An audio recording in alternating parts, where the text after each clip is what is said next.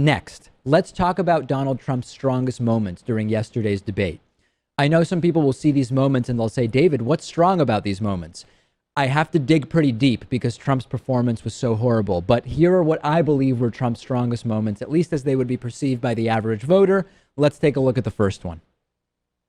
So I know how to really work to get new jobs and to get exports that help to create more new jobs. Well, you haven't done it in 30 years or 26 years. Well, any number you I've want to been do. a senator, You Donald, haven't done it. And you haven't I done have it. been a And Secretary of State, and I have Your done husband signed a lot. NAFTA, which was one of the worst things that ever happened Well, to the that's your manufacturing opinion. industry. That is your You go to New England, you go to Ohio, Pennsylvania, you go anywhere you want, Secretary Clinton, and you will see devastation where manufacturing is down 30, 40, sometimes 50%. Why was this strong? Well, Trump actually seemed to know what he was talking about. He at least listed places, New England and Pennsylvania, etc., that have been impacted by bad trade deals as he sees it.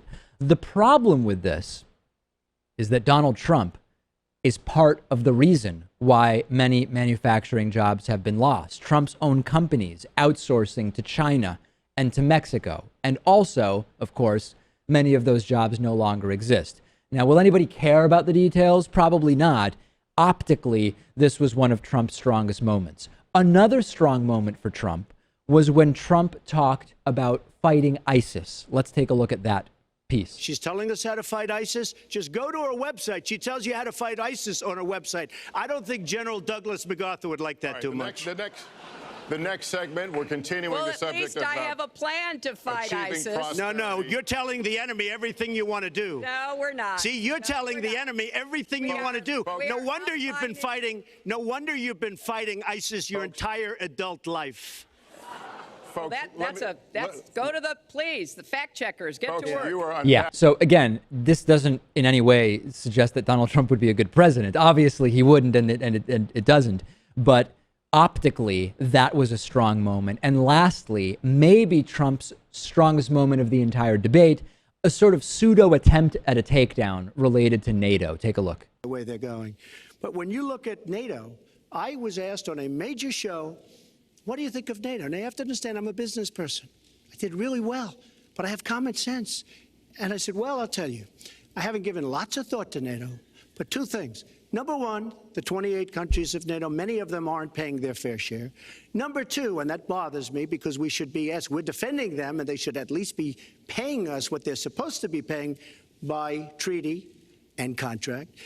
And number two, I said, and very strongly, NATO could be obsolete because, and I was very strong on this, and it was actually covered very accurately in the New York Times, which is unusual for the New York Times, to be honest. But I said, they do not focus on terror. And I was very strong, and I said it numerous times. And about 4 months ago, I read on the front page of the Wall Street Journal that NATO is opening up a major terror division. And I think that's great.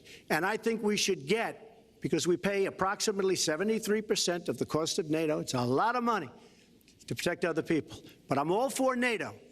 But I said they have to focus on terror also. And they're going to do that. And that was, believe me, I'm sure I'm not going to get credit for it, but that was largely because of what I was saying and my criticism of NATO.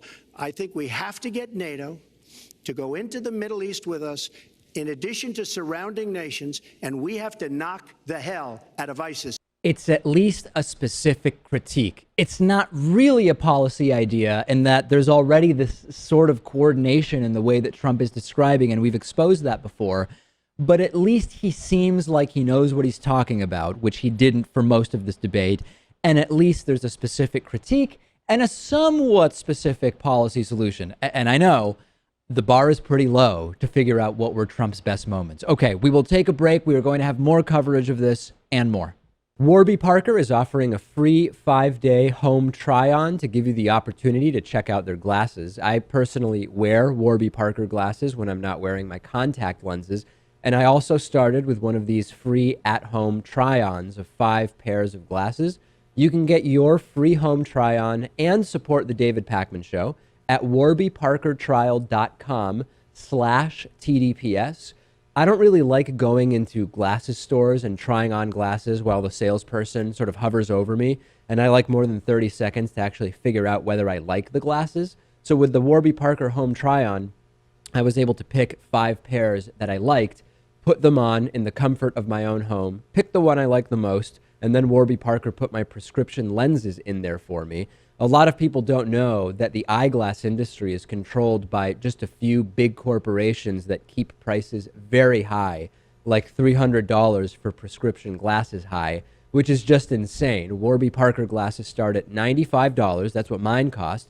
And for every pair of glasses sold, Warby Parker distributes a pair of glasses to someone in need. You can try 5 pairs and see what you like. Check out the at-home trial and support our show by going to warbyparker.com/TDPS. It costs nothing.